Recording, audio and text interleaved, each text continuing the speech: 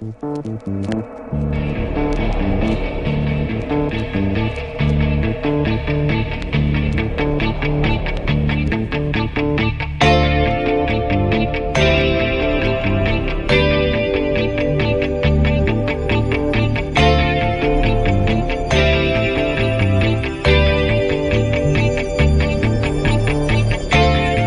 김호준입니다.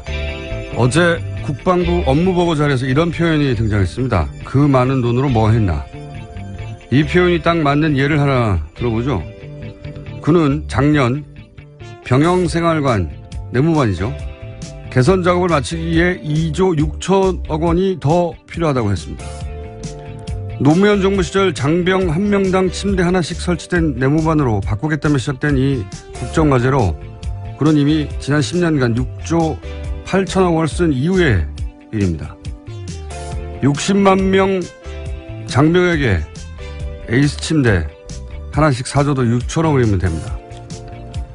장병 주거 면적을 6.3제곱미터로 3배 확정해 준다고 했었는데 작년 기준 공공건설 임대주택 표준 건축비가 1제곱미터당 100만 원 수준입니다. 그러니까 민간 임대 아파트 수준으로 내무반을 새로 지어도 4조 정도면 되는 겁니다. 그런데 2012년에 끝났어야 할 이 사업이 돈을 다 쓰고도 끝이 안 났고 추가로 2조 6천억이 필요하다고 한 거죠. 최순실 게이트가 한창이던 작년 11월 그는 슬그머니 사업 부실 문제를 발표합니다. 하지만 예산이 어떻게 사용되는지 그 집행 내역은 제시하지 못합니다. 상세 집행 내용이 없는데 돈이 다 어디로 갔는지 알 수가 없죠. 그 많은 돈 어디로 갔나? 문재인 정부는 이 질문 5년간 절대 멈추지 않기를 바랍니다. 김호준 생각이었습니다.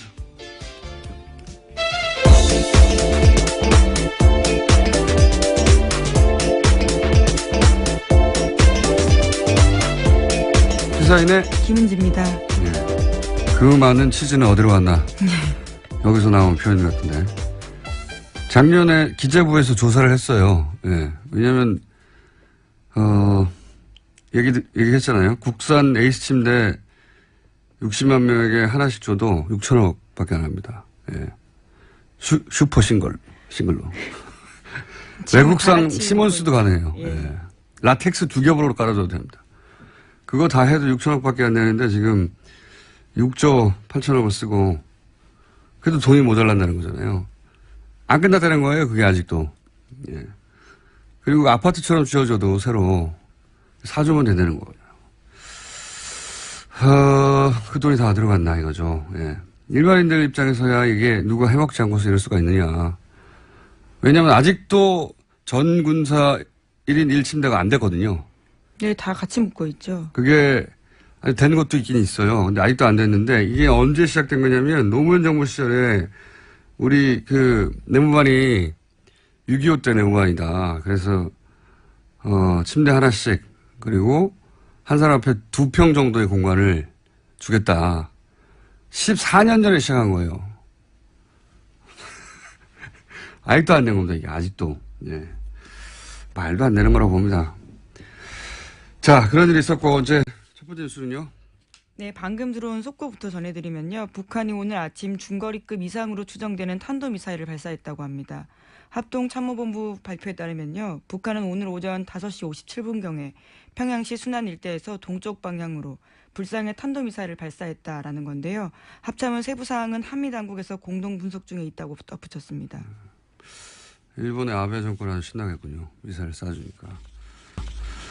북한이 미국과 대화를 원할 때나 뭔가 딜을 원할 때, 날 보라고, 하는 일인데, 청와대 군은 뭐 당연히 주목해야 되는 사안인데, 일반인들은 뭐 앞으로도 북미 대화가 있을 때까지 계속되는 그런 군사 퍼포먼스라고 이해하면 되겠습니다. 네. 그 정도로 하고, 자, 다음 뉴스는 뭡니까? 네, 박근혜 정부의 청와대 문건이 또 발견됐습니다. 이번에는 문고리 3인방 중 한 명으로 불린 안봉근 전 비서관이 이끈 제2부속실 문건인데요. 제2부속실 소속 공유 폴더에서 문건 파일이 9,000건 이상 발견된다는 겁니다.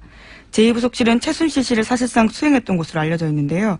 파일 작성 시점은 안봉근 전 비서관이 제2부속실장으로 일했던 2013년부터 2015년 1월까지입니다.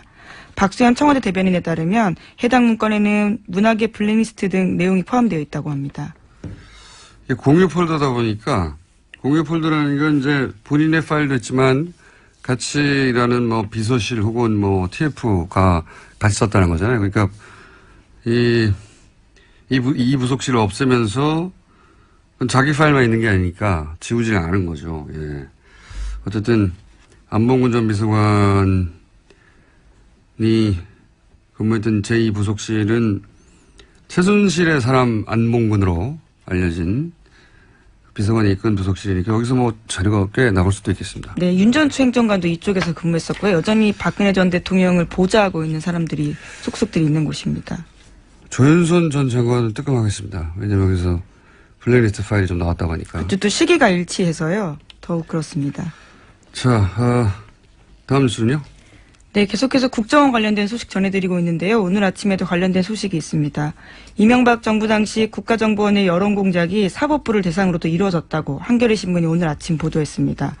소위 좌파 판사로 낙인을 찍는 온라인 여론전을 펼치고 극우단체를 동원해서 대법원장을 비난하는 기자회견도 배후 조정했다고 합니다. 2009년에 있었던 일입니다. 일반인이 아니라 사법부도 타겟으로 해서 이제 대국민 심리전을 했다는 거죠. 네. 네, 대법원장을 대상으로요. 대법원장 책임을 부각시키고 소위 좌파 판사 행동에 대해서 대응하라라는 심리전을 전개하라는 내용을 지시했다는 겁니다. 그러니까 집권한 세력 일부를 제외하고는 자기들 말을 안 들으면 다 적으로 간주한 거예요. 예. 그리고 그걸 국정원이 나서서 했다는 거죠. 예. 국정원이 어제 말씀드렸잖아요. 양아치 짓을 한 거라고. 양아치로 쓴 거죠, 정권이. 네, 뭐 이 정도면 양아치를 넘어서서요. 조폭이죠, 조폭. 예. 그리고 이제 여기 그 기사를 보면 이제 단체들 이용해서 이제 기자회견 열고 그리고 그런 단체들을 사주해서 고소고발하고 굉장히 많이 써먹었거든요. 예. 네, 이름 많이 들어보셨을 텐데요. 반핵 반김 국민협의회라는 곳이 있습니다. 이곳에서 대법원장과 박시현 대법관의 사퇴를 촉구하는 기자회견을 국정원 사주를 받고 했다라는 보도가 있습니다. 반핵하고 어떻게 반김이 붙습니까? 먹는 김인가요? 네, 아마 김대중 전 대통령을 그러니까요. 의미하는 걸로 보이는데. 그런 건데 예. 반핵하고 반김을 갖다 붙인 거죠. 예. 제목들을 보면 그 일관된 특징들이 있죠. 그 단체들은. 이렇게 소위 국정원이 자기들 마음대로 사주해서 쓰는 단체들은 특징들이 있습니다. 제목 짓는 곳이 따로 있는 것 같아요. 자, 다음 뉴스는요. 네, 계속해서 관련 소식 전해드리면요. 당시 국정원이 심리전을 펼친 다음 아고라에서 어떤 글을 썼는지도 상세하게 한겨레 신문이 보도했습니다. 이명박 정부를 무조건적으로 찬양하고 야권을 비난한 내용들이었는데요. 이를테면 노무현, 김대중 전 대통령을 폄훼하는 내용들이 굉장히 구체적으로 나왔습니다. 읽기에도 민망한 내용들인데 노무현은 자살했다. 영웅적으로 행동한 게 아니다라는 내용도 있고요. 김대중의 조국은 북한이다라는 내용도 있습니다. 그리고 이제 노무현 전 대통령이 지옥에 가서 보내는 편지 뭐 이런 식의 글도 쓰고, 예. 이걸 국정원이 써서 유포했다는 거죠. 이게 국가의 최고 정보기관이 이랬다는 거는. 네, 국민의 세금을 사용해서 한 행동들입니다. 말도 안 되는 겁니다, 정말. 이런 짓을 했는데, 그런데 이제 지금 변론 재개해달라는 검찰의 요청은 원세훈 전 국정원장에 대해서 재판부가 기각을 했죠? 네, 어제 결정이 나왔는데요. 받아들이지 않았습니다. 법원 관계자는 변론을 제기해야 될 사유가 소명되지 않았다라면서요. 내일 원래대로 선고하겠다라고 발표했습니다. 일반인 눈에서 보면은 국정원 민간인 3스케 팀을 운영했다. 이거 사실 하나만으로도 검찰 변론 재개 신청을 받아줘야 하는 거 아니냐 이렇게 생각할 수 있는데 왜냐면은 이 재판은 1심부터 정말 말이 안 되거든요. 1심 때 예를 들면 국정원 5팀, 트위터를 담당했던 5팀의 김모 요원의 이메일을 뒤져가지고 트위터를 작성할 때 썼던 파일을 찾아냈어요. 근데 김모 씨가 법정에 나와서 자기는 그런 글을 쓴 기억이 없다고 그랬거든요. 자기 이메일이고 누구도 접속한 적이 없지만 하지만 그건 기억이 안 난다라고 이야기한 겁니다. 그랬더니 사법부가 어떻게 했냐면 본인이 쓴 기억이 없기 때문에 증거에서 빼줬어요. 엄청나게 범인에게 친절한 재판부였죠. 예. 그리고 공직선거법에 대해서는 심리전단 직원들이 계획적으로 했을 리가 없다. 계획적으로 했다고 볼 수 없다. 그래서 무죄입니다. 국정원법은 위반이지만 선거법은 그러니까 무죄라고 계획적으로 했다고 볼 수 없다. 말이 됩니까? 아무런 계획도 없이 무작위로 했다는 거예요, 이게? 자기들 마음대로. 하여튼 그렇게 말이 안 되는 판결이 났고요. 그래서 이 판결이 나자 이제 그때 김동진 부장판사가 지록에 말하고, 법치주의가 죽었다고 글을 썼었죠. 2심에서는 그나마 이제 다시 증거능력 그 김모 씨 파일 인정하고. 법정 구속된 바 있습니다. 공직선거법도 위조를 했는데 대법원에서 다시 그걸 깼어요. 다시 그 파일에 증거능력이 없다고. 이렇게 되면 어떻게 되냐면 그 파일에서 나온 아이디가 200개가 넘고 또 연결된 아이디가 400개가 넘고 거기서 나온 그 수십만 건이 되는 게 다 글들이 증거에서 빠져버렸거든요. 일종의 스모킹 건인데다가 범위를 굉장히 넓힐 수 있는 파일들이었는데요. 그것이 기각된 바가 그리고 고법으로 다시 돌아왔죠. 파기 완성돼서. 지금 그 재판입니다. 내일 선고가 나는. 이번 판사 말고 이전 판사님이 이제 김시철 부장판사님이었는데 제가 이름을 특별히 이야기한 이유는 대단한 재판이었기 때문입니다. 왜냐하면 김시철 판사님이 일단 원세훈 전 원장을 부소로 풀어줍니다. 그것부터 시작을 하고 그리고 보통 검사 변호사가 판사 앞에 싸우잖아요. 이 재판에서는 원세훈을 잡으려는 검사와 원세훈을 풀어주는 편들은 판사가 싸우는 재판장이었어요. 그래서 이 판사님은 국정원 댓글을 뭐라고 표현했냐면 손자병법의 용병술로 표현했습니다. 취재기자들 사이에서 굉장히 말이 많았습니다. 비판하는 목소리도 컸고요. 손자병법의 용병술 국정원 댓글이 국정원이 정치 개입을 한 게 아니라 그런 식으로 표현을 했었기 때문에 물론 지금 재판부는 그 재판부가 아니에요. 바뀌었어요. 그런데 어쨌든 변론 재개는 기각했고 여기서 이제 만약에 원세훈 전 원장에 대해서 선거법 위반 혐의 같은 게 무죄로 나버리면 이제 일사부재를 위해서 다시 다룰 수가 없거든요. 끝난 거거든요. 동일 범죄에 대해서는 2번 기소할 수 없기 때문에요. 결과적으로 그렇게 되는 겁니다. 걱정이 됩니다. 자. 네, 내일 결과가 나옵니다. 하나 정도 더 할게요. 오늘 미니가 있기 때문에 미니 인터뷰가 잡혀있습니다. 네, 어제 이유정 헌법재판관 후보자에 대한 인사청문회가 있었는데요. 여기서 자유한국당 정가윤 의원의 발언이 논란이 되고 있습니다. 문재인 대통령을 향해서 지속적으로 헌법을 위반하고 있다면서 탄핵 사유에 해당한다라고 발언했습니다. 자기 주장으로 실제 탄핵이 될 가능성이 1%라도 있다고 생각했을까요? 그런 생각 본인도 안 합니다.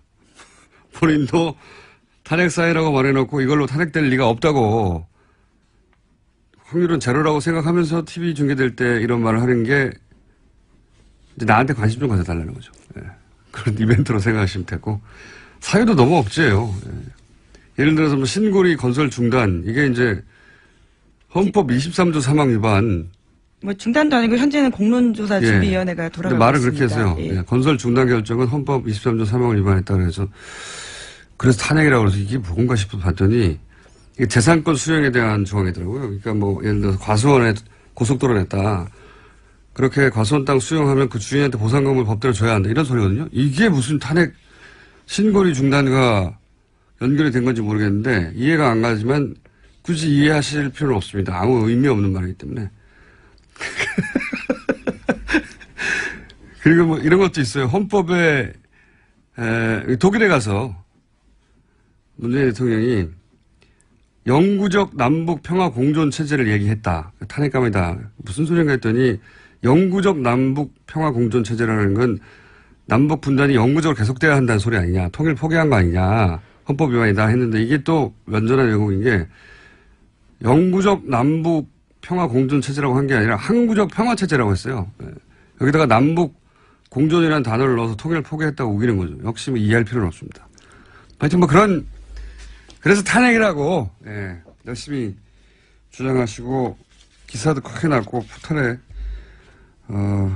그리고 욕도 많이 드렸으니까 퍼포먼스 성공한 겁니다. 오늘은 미니 인터뷰 하나 잡혀 있어서 여기서 넘어가야 될 것 같은데 MBC, KBS 기자들이 제작 거부에 돌입했죠? 경영진 사태 촉구하면서요. 제작 거부 돌입했습니다. MBC는 오늘까지 찬반 투표 진행해서요. 가결될 경우 다음 달 4일부터 총파업 들어갑니다. 네. 이 시점에 저희가 미니 인터뷰 하나 연결해 보겠습니다.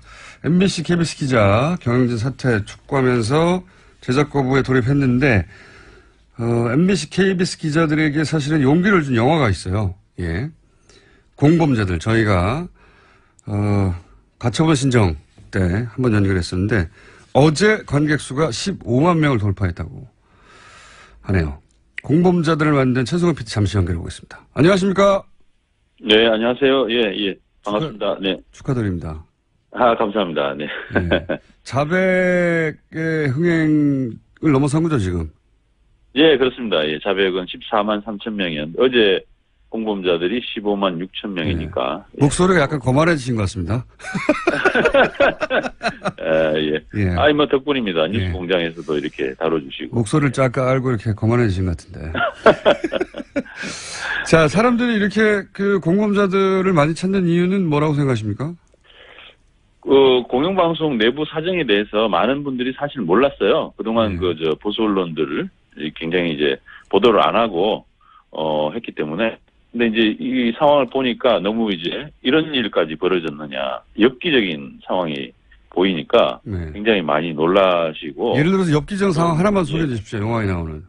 PD 수첩, 왜 아주 뛰어난 PD, 불만 제로를 기획까지 했던 그 PD를 아이스링크에 보내가지고 눈 치우도록 만드는 뭐 이런 장면들. 건강을 위해서 그런 건 아닐까요? 예? 건강을 위해서 눈 치우고.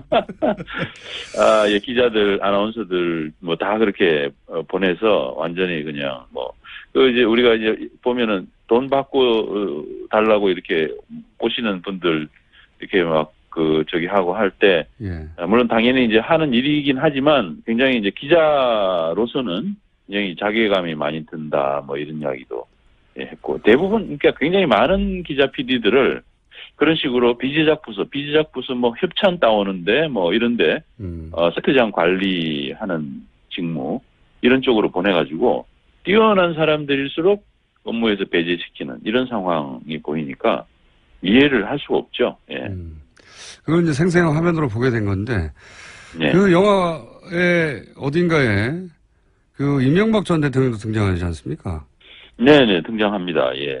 이명박 전 사실 이명박 전 대통령이, 저희가 볼 때는 이제 언론을, 이렇게 만든 장본인이시기 때문에 저희가 꼭 모셔야 되는 그런 주인공이었죠. 예. 그래서 가서 뵀습니다.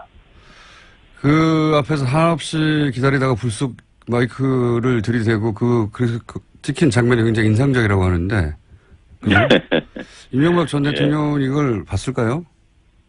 영화를? 글쎄요, 뭐 영화를 보시기까지 하시겠어요? 근데 이제 아마 보고는 받았겠죠. 예, 보고는 받았으리라고 봅니다. 제가 그날 이명박 전 대통령을 만났을 때 이명박 전 대통령이 저를 기억하는 것 같았어요. 제가 4년 전에도 한번 인터뷰를 시도한 적이 있었거든요. 그때는 이제 4대강 수십 6m 대통령께서 지시하셨습니까? 하면서 이제 대통령의 임기 마지막 날, 집으로 돌아갈 때, 제가 이제 환영 인파 속에 섞여가지고 질문을 던졌는데, 아마 그때 당시에 이를 좀 기억은 하시는 것 같았어요. 이번에 눈치가. 제가 이제. PD님 얼굴이 그렇게 기억할 만큼 특별한 얼굴은 아닌데요. 근데 이제 어쨌든 제가 4년 만에 4년 만입니다. 반갑습니다. 이렇게 이제 질문을 하니까 이분이 굉장히 이제 반가운 얼굴로 오셨어요. 그래서 악수도 하고.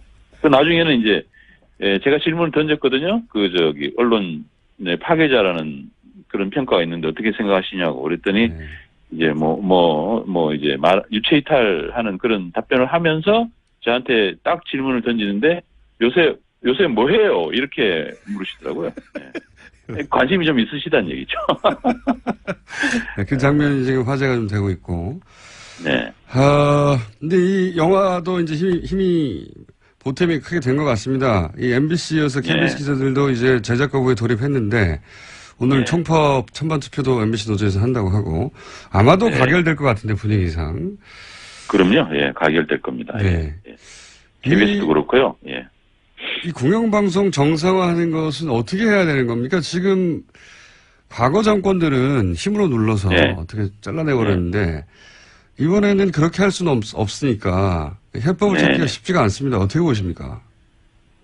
근데 지금 사실 그 MBC 같은 경우 특히 굉장히 저희들은 불법적인 행태들이 굉장히 많았다고 생각합니다. 예. 내부적으로 뭐 부당노동 행위부터 시작해서 여러 가지 형태의 불법 행위들이 많았는데 그걸 저희들이 계속 이제 검찰이나 노동부에도 박근혜 정부 시절 고발도 하고 방통위원회에도 이 문제 이렇게 관리 감독 제대로 하지 못하는 방문진을 해결해달라 이렇게 요구를 했었는데 지금까지 외면해 왔어요. 그런데 이제 새 정부에서는 그 문제를 원칙적으로 법과 원칙에 따라 가지고 검토를 하고 있는 중입니다. 노동부 같은 경우는 이제 특별 근로 감독을 해서 지금 이제 기소 의견으로 검찰에 송치한다는 얘기가 있고요. 뭐 검찰도 지금 수사를 하고 있는 부분들이 있는데 그런 것들이 원칙적으로만 처리되면 저는 이 문제는 해결되리라고 봅니다. 이런 식으로까지 공영방송을 완전히 망쳐도 법에 의해서 보호받는다. 공영방송의 경영진이. 이런 정말 완전히 공영방송 망치는데 법에 의해서 보호받는다라는 것은 정말 말도 안 되는 얘기죠. 그건 뭐 공영방송의 걸 견제하고 우리 사회의 진정한 언론으로서 유지할 수 있는 기본적인 그 제도적인 장치도 없다는 얘기가 되는데 저는 그거는 말도 안 되는 얘기고요. 뭐 충분히 깊은 조사가 이루어지면 조치할 근거들이 많을 거라고 봅니다. 알겠습니다. 법대로만 하면 해결될 거다. 이런 말씀이신 것 같고. 네네. 자, 15만 돌파해서 저희가 한번 짧게 연결했는데 앞으로 25만 돌파하면 그때는 제가 모른 척 하겠습니다. 그때 되면 저희가 좀 다뤄주십시오. 네, 예. 그때 되면 스튜디오 한번 다시 모시겠습니다. 감사합니다. 네, 감사합니다. 네. 네. 지금까지 공범자들의 감독 최승호 PD였습니다. 자, 민주 여기서 마치고 국제뉴스로 이런 거 있었어요. 휴스턴. 네, 지금 그래서 한창 태풍 불었어요. 예. 제가 이 이야기를 하고 넘어가는 이유는 뭐냐면 이렇게 되면 아마 기후변화협약 탈퇴한 것에 대해서 이 사태 끝나고 나서 트럼프 대통령이 또 욕을 먹지 않을까. 그게. 예. 여기까지 하겠습니다. 시사인의 김은지였습니다. 감사합니다. 살충제 계란 파문의 중요한 원인 하나가 간과되고 있다. 이 문제는 유통구조의 문제다라고 주장하는 전문가가 있습니다. 대한민국 치킨전의 저자 정은정 박사 전화 연결됐습니다. 안녕하세요. 네, 안녕하세요. 네. 이 살충제 달걀 파문의 원인 중 하나가 유통구조의 문제라는 이야기는 사실, 언론을 통해서 이렇게 보도된 적이 없는데. 네. 자, 언론에서 보도되지 않은 대목 질문부터 먼저 드리겠습니다. 이번 살충제 달걀 파문은 농가 입장에서 상당히 억울한 게 있다. 생산자 조직에서 계속 사전검사 제도를 정부에 요청해 왔는데 정부가 묵살한 것이다. 이렇게 말씀하셨어요? 이거 좀 설명 좀 해주십시오. 2011년, 그러니까 사실은 계속 조류 독감이다 해서 이 축산물 안전에 대해서 소비자들 불안이 높았기 때문에 양계협회 차원에서도 좀 대응을 하자 이런 이야기들이 많았고요. 그래서 2011년쯤에 입법을 요구한 적이 있거든요. 농가에서 먼저. 네, 그러니까 그 산란계 농장들의 협회인 거죠. 모임이라고 할 수 있죠. 그러니까 그 단체에서 계란의 경우에 이렇게 출하를 할 때마다 샘플링을 해서 검역을 좀 의무화해달라 오히려. 왜냐하면은 좀 불안하잖아요. 언제 걸릴지도 모르고. 그러니까 아예 제도에 위반을 해주고 그렇게 되면 이제 검역을 하거나 이럴 때는 예산이 발생을 하니까 그 부분은 사실 이제 국가에 요청을 한 거죠. 근데 이제 그런 요청들이 묵살이 됐고 거기서부터 이제 발생한 문제라고도 볼 수 있죠. 그러니까 양계 농가에서 먼저 정부에 너무 불안하니까 검역을 의무화하고 법제화 달라고 요청을 했는데 정부에서 묵살했다는 거죠? 그 당시에 사실은 이런 검역이라든가 왜냐면 조류독감 계속 터지고 구제역 터지고 이런 문제들이 발생을 했으니까 검역 자체를 아예 그러면 의무해달라. 근데 이제 그 비용은 알겠습니다. 사실 이제 정부 쪽 요청을 한 거죠. 예. 그렇게 농가 입장에 억울한 면이 있다는 점도, 한 가지 짚으시고 또 한 가지 짚으신 게 이것은 또 그 유통 과정의 한계 때문이기도 하다라고 말씀하셨어요. 이게 어떤 말인지 좀 설명해 주십시오.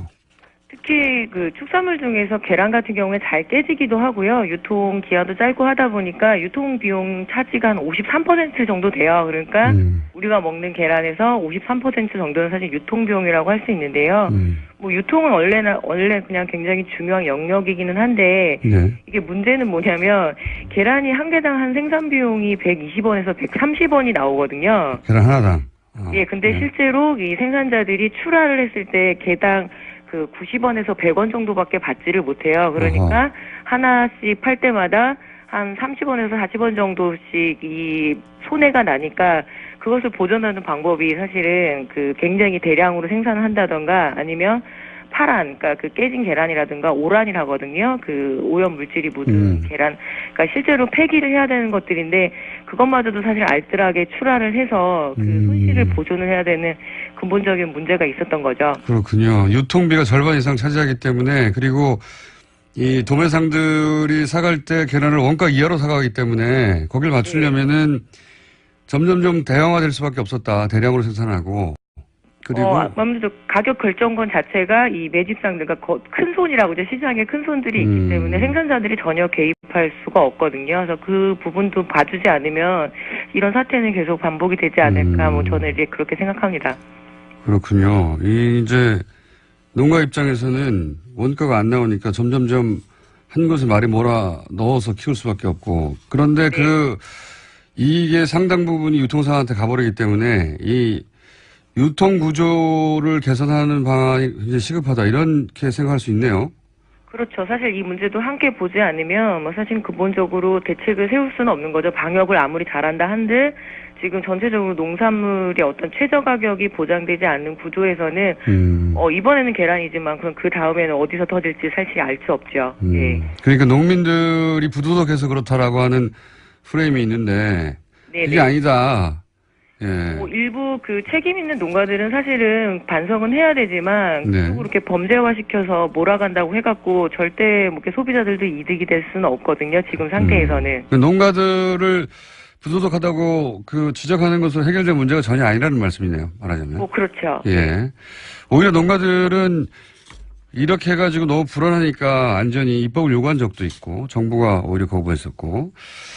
자, 이런 이야기 나옵니다. 저도 이제 그런 생각을 잘 모르면서 하긴 했는데, 동물 복지를 생각하는, 동물 복지에 관심을 가지고 동물 복지로 전환해서 한국 축산을 그렇게 구조 개선에 가야 된다. 이런 주장이 이제 조금씩 나오고 있긴 합니다. 근데 이제 현장을 잘 아신 전문가로서 이 동물 복지를 전환하자고 하는 주장이 가진, 뭐랄까요, 현실을 잘 모르는 측면, 이걸 좀 설명해 주십시오.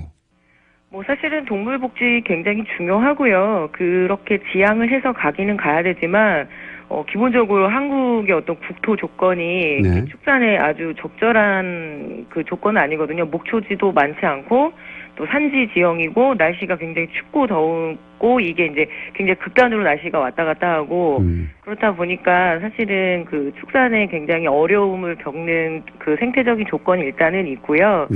실제로 이 동물복지 인증 농가가 지금 1% 정도밖에 되지를 않아요. 1%. 그만큼 현실적으로 이 동물복지 인증을 받기가 굉장히 어려운 조건이란 얘기고, 그 다음에 그 차선, 대안이라고 할 수 있는 유기축산도 실제로는 지금 한 14개 농가 정도밖에 받지를 못했거든요.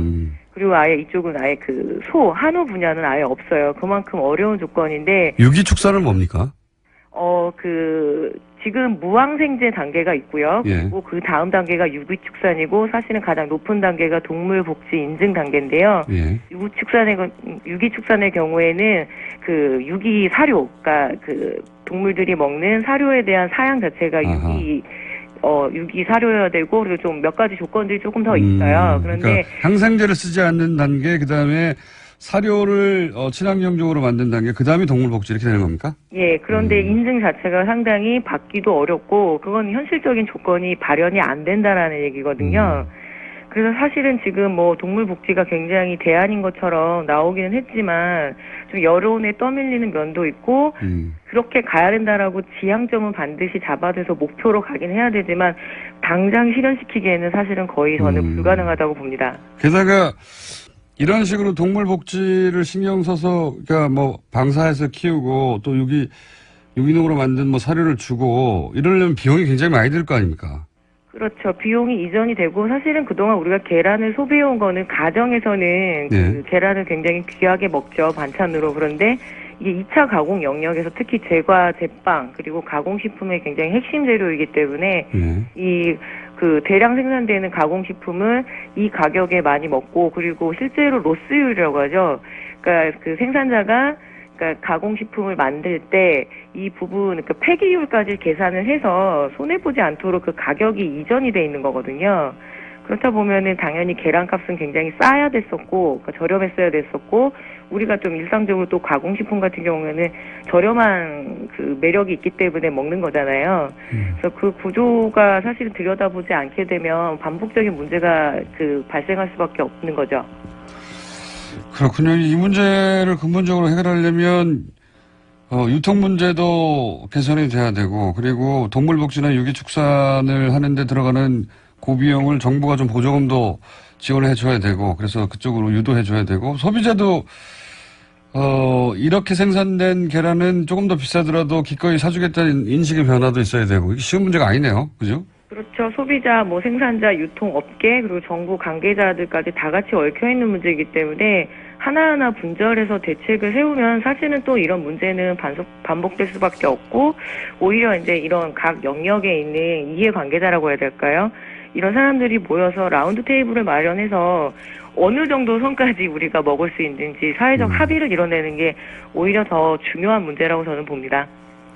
이게 소비자들이 계란이 뭐 300원대 정도 되는 걸로 제가 아는데, 소비자들이 싼 값에 많은 양을 먹겠다, 이렇게만 생각하면 이 문제는 해결이 안 되겠군요.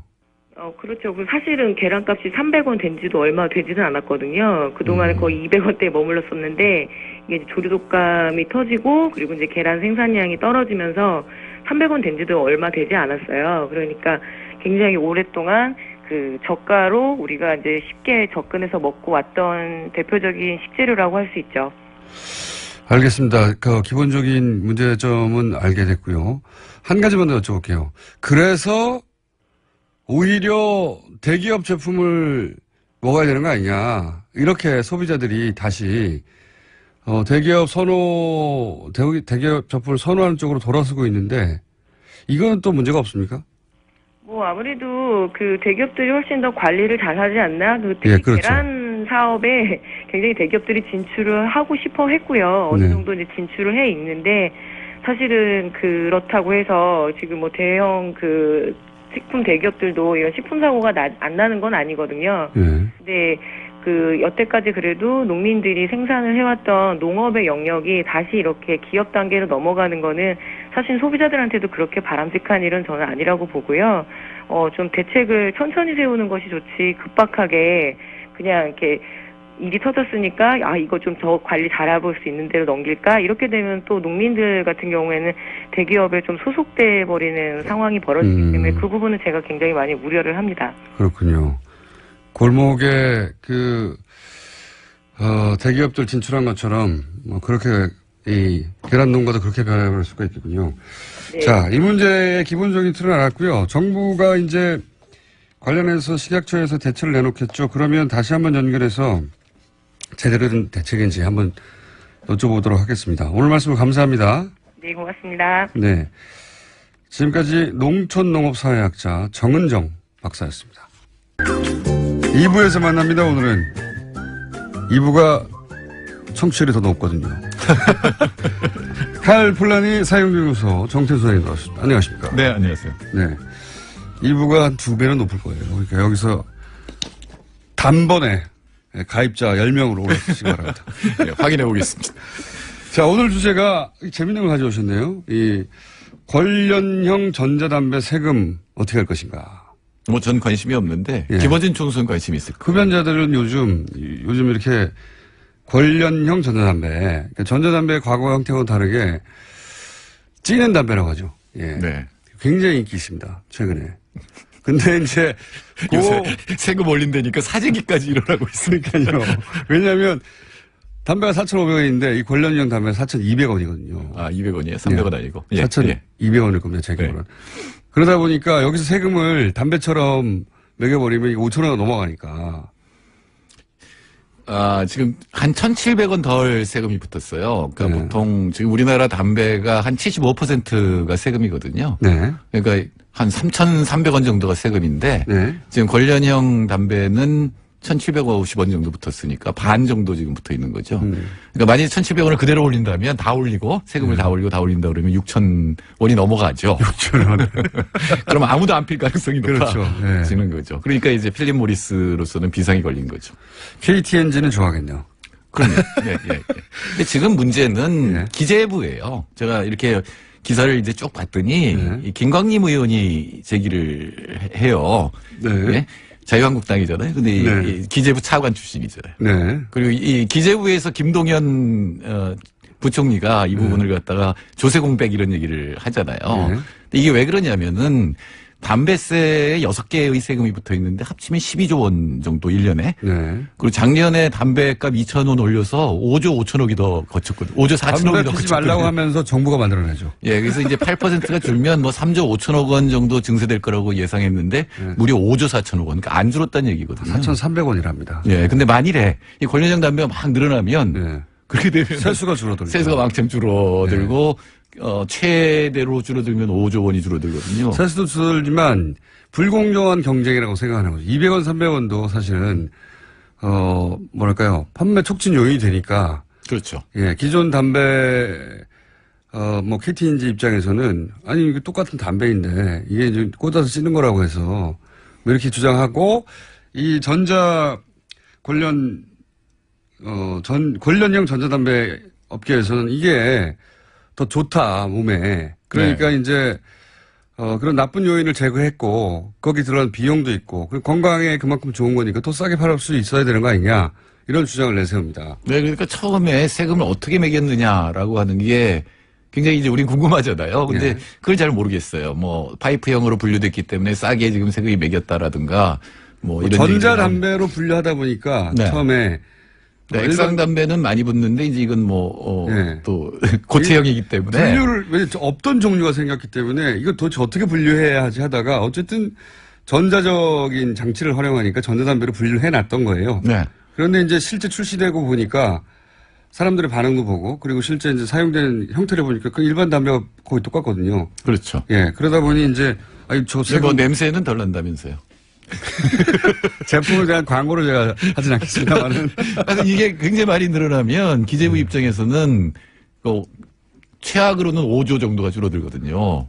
그러니까 세금이. 세금 근데 문제죠, 세금 문제. 예, 근데 정부 입장에서 지금 그러니까 복지 예산의 증세를 5.5조 한다 그랬거든요. 15조 원 늘려야 되는데 근데 그게 여기 15.5조 증세인데 그게 담배 하나로 다 날아갈 수도 있거든요. 근데 또 거꾸로 생각해보면 이런 것도 있습니다. 그러니까 뭐 세수가 줄어드는 거는 정부 사정인데 세수가 줄어드는 이유가 따져보면 이게 이제 그 필립 모리스라고 하는 외국 업체가 만든 이 관련형 전자담배 때문인데 그러면은 담배 세금이 그렇게 많이 붙어서 그렇게 비싼 거지 사실 원가로 따지면 얼마 안 되잖아요. 그러니까 25%밖에. 막대한 이익이 정부의 세금으로 가는 게 아니라 외국 기업으로 나가는 거죠. 그렇죠. 예. 그렇게 따지니까 정부 입장에서도 아니 이거 우리 기업한테 가는 것도 아니고 이렇게 빠져나가. 우리 기획재정부가 그렇게 민족적이지 않은데 어쨌든 모듈로요. 6,300원을 네. 올리면 누가 사겠어요 그거를. 그렇죠. 근데 이제 또 아직도 정확하게 안 나온 게 과연 이 관련형 담배가 정말 건강에 더 좋으냐? 네. 그것도 아니면, 아직 예, 사실은 확실하지가 않거든요. 그렇죠. 정부 차원에서의 조사가 끝나지도 않았고 근데 그런 이유가 있다 손치더라도 제가 이제 관심이 있어서 외국의 가격은 얼마나 할까. 왜냐하면은 나라마다 담배 붙는 세금의 액이 틀리고 이 관련형 담배 붙이는 세금도 다 틀리더라고요. 그러니까 우리보다 훨씬 세금이 높은 것도 관련형 전자담배는 세금이 없는 것도 다 그 나라의 담배 가격보다 조금 더 싸요. 예. 비슷하거나. 예. 그러니까 사실은 원가하고 상관없이 그러니까 이 관련형 전자담배 업계가 무슨 논리를 내세우든지 간에 그냥 그 나라의 담배값 비슷한 거는 조금 싸게 하는 거죠. 더 팔리라고. 1%에서 0.5% 싸게 해서 예. 파는 거죠. 그러니까 다른 논리하고 상관없어요. 잘 팔리라고 그러는 거예요. 그쪽도. 그렇죠. 예, 그런 거고, 지금, 물론 이제 필립 모리스나 이런 데서 돈을 많이 버는데, 그럼 네. 세금을 1,700원을 더 붙이면, 네. 지금 가격에서 1,700원을 올리냐, 그럼 6,000원이 되는데, 아닙니다. 예, 못하죠. 못하죠, 거기도. 예, 거기도 못하면, 자기 이제 일이 줄어드는 거죠, 그냥. 예, 이윤이 줄어들고, 그러면 이제 모든 문제가 해결될 것 같은데, 문제는 이걸 빨리, 우리 정부가 빨리 이 건강이 얼마나 좋은지와 근거를 확실히 이 제시를 하고 세금을 올리지 않으면 네. 이거 투자자 국가 제소에 걸릴 가능성이 굉장히 높습니다. 그게 문제라고 하더라고요. 필립 네. 모리스가 제소할 수 있죠. 정부 필립 모리스가 오스트레일리아에 제소를 한 내용이 뭐였냐면은 우리 지금도 우리 담배 나오잖아요. 예. 우리 담배 이렇게 좀 흉측한 이 그림들이 나오잖아요. 네. 건강에 좋은 그림들. 네. 근데 그거를 좀 크게 했다고 해서 투자자 국가 제소에 걸었었거든요. 아, 사이즈를 좀 키웠다고? 예. 그러니까 그런 것도 제소 대상이 되기 때문에 이 부분은 우리 정부가 빨리 과학적 근거를 마련하고 그다음에 세금을 이렇게 올리는 것이 옳다라는 거를 만들고 빨리 하지 않으면 지금 사재기 일어나잖아요. 그럼 이미 현실에서 점유율이 막 늘어날 거 아니에요? 그렇게 되면 이거는 필립 모리스가 제소를 할 수 있는 근거가 될 수가 있기 때문에 정부가 빨리 오히려. 이거는 과학적 근거를 만들고 국민을 설득해서. 설사 정부가 세금을 올리더라도 이 가격을 그러면 5,000원, 6,000원대 못 올립니다. 못 올리죠. 안 팔리니까. 네. 그렇게 되면. 그래서 그렇게는 못하는데 그러니까 이걸 정부의 세금을 내느냐 아니면 필립 모리스의 이익으로 주느냐 이 차이라고 생각하시면 될 것 같긴 한데 근데 왜 못 올렸어요? 올릴 것 같더니 어제? 아니, 반대하는 의원들이 있으니까 자유한국당 같으면 재밌잖아요. 자기들이 올려놓고 그다음에 이제 줄여야 된다고 이 서민들을 위해서 줄여야 된다고 얘기했는데 자유한국당의 김광희 의원이 올려야 된다고 얘기를 지금 제기를 한 거거든요. 관련형 전자담배에 대해서. 예. 그리고 또 몇몇 유승민 의원이나 이런 사람들이 건강에 좋다면 더 세금을 줄이는 게 맞지 않느냐 이런 이제 논리를 또 대기도 했죠. 건강에 좋다면 더 세금을 줄이면 사람을 줄이는 게 맞지 않느냐 또 저도 설득될 뻔했어요. 맨 처음에 기재부가 이게 건강을 위해서 세금 올린다고 했거든요. 네. 그 논리 설득될 뻔했는데 근데 그거는 그냥 그 다국적 거대 기업이 만들어낸 논리일 뿐 어떤 나라에서 어떤 세금을 매기든 그 나라에 담배보다 조금 더 싸거나 비슷하게 한다니까요. 그러니까 그건 그냥 자기들 마케팅 논리지 실제로는 상관없어요. 왜냐하면 권력은 담배 맞는데 얼마 든다고요. 그게. 네, 그러니까 다 이익인데 그냥. 올리지도 못하고 네. 이제 세금을 줄이면 그만큼 이제 필립 모리스의 이익이 되는 건 맞죠. 그렇죠. 네. 그 부분을 어떻게 처리할 것이냐 이게 이제 과제가 되겠죠. 아, 이거 재밌는 사안입니다. 재밌는 사안인데 실제 다른 나라에서는 어떻게 결론 나가는지 모르겠는데 또 하나 약간 재밌는 포인트는 KTNG가 이게 일본에서는 점유율이 굉장히 높아지고 있다고 해요. 일본에서 먼저 유행했는데 우리도 지금 꽤 유행인 걸로 아는데 이렇게 높아지면 KTNG는 어떡합니까? 뭐 KTNG도 뭔가를 또 개발을 하겠죠. 다만 저는 흡연자로서 부탁드리고 싶은 거는 세금이 많이 들어오면 저 흡연자의 권리를 좀. 제 말이 그 말입니다. 세금을 많이 걷어놨으면 예를 들어서 서울역 예를 들어보죠. 서울역 앞에 흡연 공간이 있어요. 거기 들어가고 싶지 않아요. 그렇죠. 그 돈 다 어디서 썼습니까? 그 사실 흡연자들을 위한 공간에서 흡연자들이 낸 세금이니까. 네, 그 세금이 12조 원이면 너무 더러워요. 12조 원이면 어마어마한 세금이에요. 우리나라 1년에 드는 1년 전체로 걷는 상속 증여세가 5조 원밖에 안 돼요. 그 많은 돈을 들여서 서울역 앞에 환기 잘 되고 깨끗한 흡연실을 못 만들어 주나요? 아, 지금 처참하거든요. 거기 가고 싶네요. 그러니까 흡연자의 건강을 위해서 좀 신경을 써달라고 얘기를. 그러니까요. 자, 세금 그렇게 많이 걷었으면은 좀 신경 좀 써주십시오. 화납니다. 그때마다.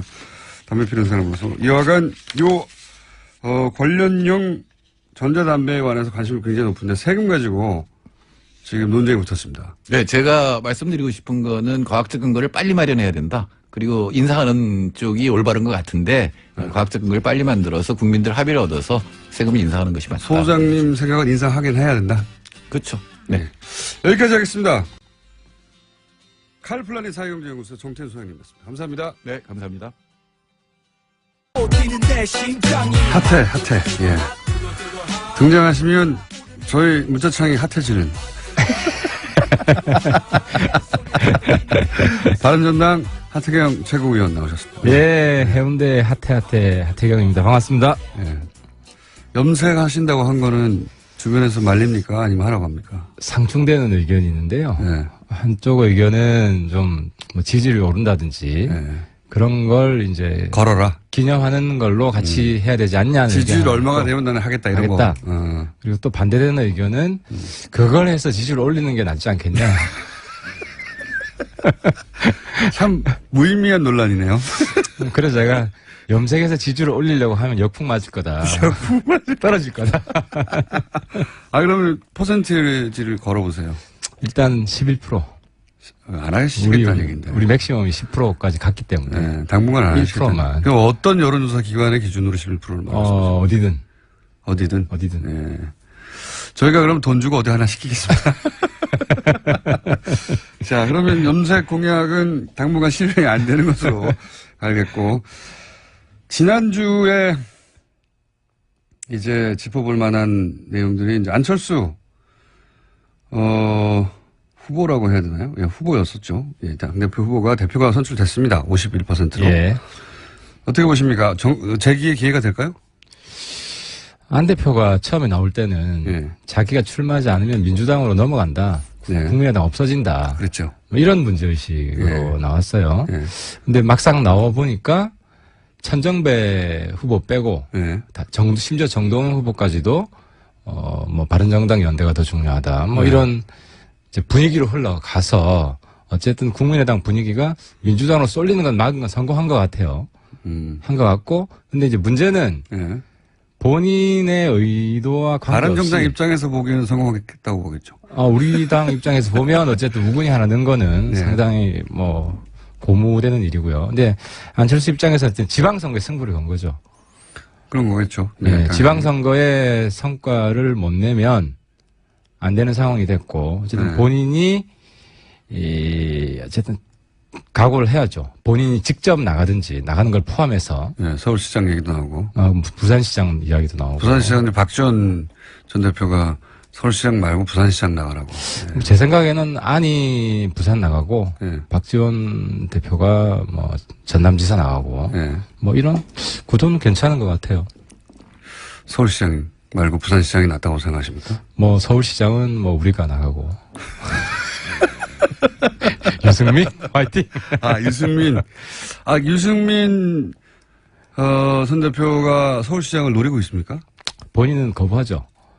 거부하는데 한 번 정말 거부입니까? 아니면 유승민 그런 점에서 완고한 면이 있어요. 한 번 거부하면 실제 거부? 본인이 끝까지 안 하는 그런 면이 있는데 뭐 한 번은 당을 위해서 네. 헌신하는 모습을 보일 수도 있다. 보여야 된다. 네, 헌신을 하면 그 당선은 안 될 거란 얘기잖아요.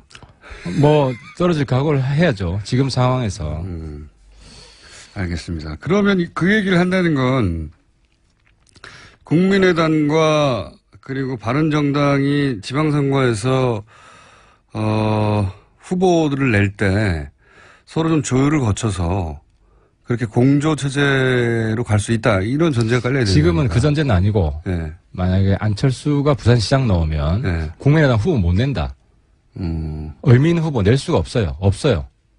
안철수 후보가 안 나와도 의미 없는 후보가 사실상 없는 거 아닙니까 지금? 안철수 본인이 이제 네. 나오는 거 말고는 네. 뭐 해볼만하다. 의미 있는 후보가 없다는 것이고 저희들이 국민의당하고 연대 생각합니다. 네. 뭐 제가 뭐 솔직히 말씀드리면 생각하는데 일단 신뢰관계가 굉장히 중요하다. 이미 대선 때 연대 한번 해봤잖아요.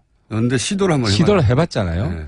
그래서 완전히 실패했거든요. 네. 근데 이제 연대를 시도해서 성공할 수 없는 연대를 하면 오히려 후유증이 더 커요. 네. 그래서 저희들은 상당히 신중하고 그래서 지금 시기에 연대는 정치개혁 연대를 한번 추진해 보자. 정치개혁 연대. 네. 그게 잘 되면 나중에 지방선거. 그래서 신뢰가 쌓이면. 네. 그러니까 지금 이제 안철수 대표의 긍정적 이미지도 있어요. 뭐 돌파하고 본인이 네. 국민의당을 만들어내고 이건 큰 성과인데 네. 다른 한편은 좀 홍준표하고 비슷한 이미지가 있어요. 예측하기 어렵다. 어떤 의미에서 예측하기 어렵습니까? 예측하기 어려운 면이 있죠. 이번에 출마한 것도 상당히 예측하기 어렵죠. 그리고 물론 출마한 다음에 과반수를 넘긴 것도 사실 제 예측을 좀 벗어났어요. 하지만 간신히 남았어요. 51%. 그렇죠. 근데 1차전에서 못 넘을 거라고 많이 생각했는데 어쨌든. 네. 의원님의 전망을 이렇게 맞는 적이 그렇게 많지는 않습니까? 그래서 안 대표의 예측 불가 이것이 어떤 연대를 하는데 큰 지금 장애물이에요. 그래서 바른정당 입장에서는 어느 당이든 그럴 거예요. 그래서 국민의당 내부도 마찬가지일 거예요. 이제 안 대표가 이제 정치적 구력이 좀 높아지잖아요. 네. 그래서 좀 더 단련되고 있다. 고 이제 좀 긍정적으로 봐주고 싶고. 근데 이제 검증을 해봐야죠. 긍정적으로 봐주고 그래서 국민의당이 바른정당과 이번 지방선거에서는 이제 연대도 하고 그걸 바라시는 것 같긴 한데 그런데 안철수 대표 가도가 그렇게 뭐랄까요 순탄치만은 않을 것 같은 것이 이번에 당선된 최고위원들이 한 분 빼고 그 한 분은 또 안철수 계가 아니라고 지금 박순호 의원은 알려진 최고위원들 그러니까 최고위원들이 다 원외예요. 한 분을 빼고 원외라는 건 게다가 원외를 넘어서서 국회의원을 한 번이라도 해본 사람은 안철수 대표 한 분밖에 없고 초선 나머지는 초선도 경험하여 보지 않은 좀 야박하게 얘기하면 국회의원 지망생이죠. 그렇죠. 근데 이제 이렇게 되면 나머지 40여 명에 이르는 국회의원들이 이 당 지도부의 결정에 대해서 더군다나 본회의장도 못 들어가고 국회를 경험해 보지도 않았고 국회의원이 대본 경험 자체가 없는 사람들의 판단을 신뢰하고 따라줄 것인가? 한국당도 좀 비슷하죠. 한국당도 최고위원 누군지 기억나는 분 있으세요? 유효에 원내 중에. 예. 없습니다. 하지만 그렇죠. 하지만 이제 홍준표 대표는 국회의원을 오래 했었고. 그러니까 이제 네. 정치력인데 예. 한국당 대표 최고위원 체제랑 거기는 이제 대표 따로 선거하잖아요. 예. 대표 따로 선거하고 최고위원 따로 선거를 하기 때문에 대표 사실상 제왕적 대표제예요. 예. 한국당과 지금 국민의당 그래요. 대표한테 권한이 많이 있는. 그렇죠. 예. 우리 당은 사실 최고위원을 같이 해서 이제 수평형 네. 지도체제. 본인이 그래서 넘버 2가 된. 그래서 지금 한국당이나 국민의당이나 비슷한데 예. 지금 문제는 이제 홍준표, 안철수 개인만 잘하면 당이 살아요. 예. 그 당대표가 잘해서 지지율을 올리면 예. 뭐 의원들은 다 해피하는 것이고 한국당도 마찬가지고. 근데 이제 한국당은 홍 대표 체제가 있었지만 상당히 좀 부정적이었잖아요, 평가들이. 뭐 예. 그렇게 올라가지 않았잖아요. 예. 근데 안 대표가 한 달 뒤, 한 2달 뒤 이건 좀 지켜봐야 될 것 같아요. 홍 대표. 근데 제가 볼 때는 좀 홍 대표 따라하기 좀 냄새가 난다. 어떤 의미에서 그렇습니까? 그러니까 일성이 선명야당, 예. 똑같은 강성야당, 예. 선명야당. 근데 지금 안보 위기이기 때문에 예. 그 정치권이 좀 국민들을 좀 불안하게 하지 말아야 되는 면이 있어요. 안보 위기에 국민이 단합해야 되고 정치권이 단합해서 국민을 좀 하나로 뭉치게 하는 것이 여당의 역할이기도 하지만 지금 야당의 역할이기도 하다. 물론 이제 견제하지 말자는 건 아닌데 뭐 한 7대3 이제 같이 단합하고 협력하려는 모습을 안보 위기 때는 여야 가릴 것 없이 좀 보여주는 것이 국민을 위한 정치의 가장 중요한 부분이 아닌가 하는 거죠. 이 당 지도부의 최고위원들이 다 원외로 국회를 경험해보지 못했다는 것은 그렇게 큰 문제는 안 될 것이다. 제가 볼 땐 마이너한 거다. 근데 이제 마이너하다. 안 대표가 잘못하는데 견제하는 사람이 없는 네. 지금 이제 한국당이 딱 그래요. 예. 한국당이 보면 극으로 나가면 내부에서 별 이야기가 없고 오히려 친박 청산하자 그러면 그거 하면 안 된다고 예. 최고위원회에서 친박 최고위원이 나오잖아요. 그러니까 네. 견제해야 될 때 못하고 안 해야 될 때 견제하고 하는 게 지금 한국당 마이너 최고위원들의 모습이에요. 예. 모습인데 안 대표 체제 하에서 최고위원들이 어쨌든 목소리라도 내주면 견제할 때 해주면 예. 그나마 역할을 하는 것이다. 하지만 거의 전적으로 안 대표 개인 플레이를 할 수밖에 없는 구조다. 최고위원 중에 국회의원을 해본 사람도 대선 후보를 해본 사람도 안철수 대표께서 안철수 대표 혼자면 아니 저는 이제 왜 그런 말씀을 드리냐면 국회의원 지망생과 국회의원을 한 번이라도 해본 사람들의 격차는 사실 정가에서 평가가 엄청나게 차이가 나지 않습니까? 물론 그렇죠. 실제 국회의원 지방선거에 대해서 국회의원이 된 분들이 가지는 뭐랄까요, 하대? 직접 표현하지는 않지만 뭘 알아 뭐 이렇게 하는 그런 지도부를 과연 그 국민의당의 그 구력이 높은 정치인들이 잘 근데 따라주겠는가. 뭐 국회의원을 상당히 높이 평가하시는데, 근데 실제로 국회의원들 중에서도 정치력, 중앙 정치에서 역할을 하는 분들이 별로 없지 않아요? 네, 뭐 대부분 알겠습니다. 뭐 지역구 중심으로 하기 때문에. 어쨌든 안철수 전 대표만 잘하면 국민의당은 기회가 있을 수 있다. 예, 이렇게 유형을 해보고. 연대 얘기하셨으니까 또 하나 여쭤볼게요.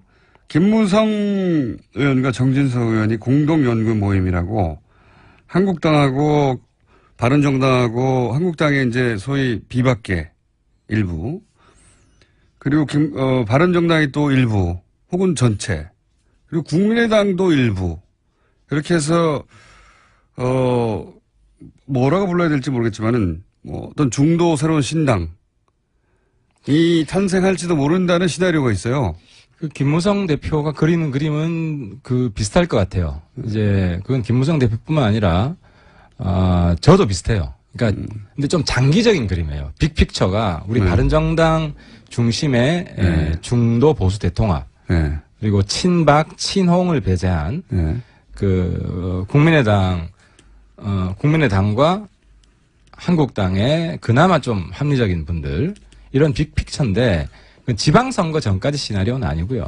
지방선거 전에 이런 구도를 이렇게 통합은 안 되더라도 구도를 만들어서 야 3당이 단일한 후보를 낸다 이런 거 아닙니까? 지방선거에서. 그렇게 제가 김무성 대표랑 이 문제 사실 조율을 합니다. 이야기를 서로 의견을 나누고 하는데 그렇게까지 단기적인 목표를 두고 하는 건 아니고 이제 한국당 이제 김무성 대표도 좀 본인이 정치적으로 무기력해져 있다가 이제 원기를 회복하고 먼저 뭘 좀 해보려고 하는 거예요. 그림 좀 그려보시려고 하는 거잖아요. 하는 거고 그리고 저희 당 입장에서도 그 이제 한국당 내에서 연대 파트너가 홍 대표 통제에 있는 사람이 아니에요. 정진석 대표도 본인이 원내대표를 해봤고 또 본인이 대표 나갈 생각도 했었고 그래서 홍 대표와 좀 거리를 두고 있는 어떻게 보면 내부 라이벌이기 때문에 이제 저도 그건 좋겠습니다라고 같이 이제 동의를 했던 건 간접적으로 홍 대표 체제 흔드는 효과도 있고 그 안에서 무슨 이야기를 하는지 정진석 대표나 김무성 대표, 홍 대표는 보고하지 않거든요. 않고 또 기본적인 취지는 홍 대표 체제가 그렇게 오래 가지 않는다. 라는 전제하에 아무리 길어봐야 지방선거고 지방선거에서 참패하면 대안 없는 한국당 체제가 될 것이고 그러면 오히려 지방선거 전도 될 수 있어요. 상황에 따라서는. 근데 후에는 확실하고 그런 한국당의 혼란기에 우리 바른정당 주도로 중도 보수 전체를 재편하는 그런 이니셔티브를 주기 위해서는 그런 네트워크를 유지해 놓고 있는 것이 그렇게 이제 나쁘진 않다. 그러니까 결국은 바른정당, 이게 잘 성공적으로 진행되면 민주당이 지금 지지율이 워낙 높기 때문에, 물론 이게 지방선거까지 이어질지 모르겠지만, 민주당이 절반 정도의 표심을 먹기 때문에, 지금 민주당 대 국민당, 민주당 대 바른당, 민주당 대 한국당 후보로는 어려우니, 민주당 대 국민 바른 한국당의 일부 후보를 단일화해서 그거는 역사적 퇴행이고 그렇게는 그런 생각은 아니다. 그런 생각은 안 하고 왜냐하면 본인만 안 하시는 거예요, 김무성 대표? 아니 김무성 대표도 그렇게 비현실적이잖아요. 그럼 굉장히 현실주의자고 이게 이제 기본적인 시각은 민주당은 경쟁 대상이지만 한국당 지금 주류는 청산 대상이다. 한국당을 더 미워하시는군요. 청산 대상이다. 그래서 정우택 대표가 야 3당 단일 후보 완전히 꿈 깨셔야 되고 그거는 정치적으로 퇴행이다. 그래서 한국당하고는 완전히 저희들이 선을 그을 겁니다. 그리고 한국당 의원들이 지방선거 전에 나온다는 환상을 가지고 있지 않아요. 가지고 있지 않지만 그래도 정치판은 어떻게 될지 모르기 때문에 그리고 지금 홍준표는 바른정당 흔들게 하고 제가 솔직히 말씀드리면 우리도 한국당 흔들게 하는 거예요. 서로 흔들게 하는 거예요. 그 흔들기 차원에서 김무성 대표는 나름의 역할을 그 서로 흔들리고 있습니까, 양쪽이?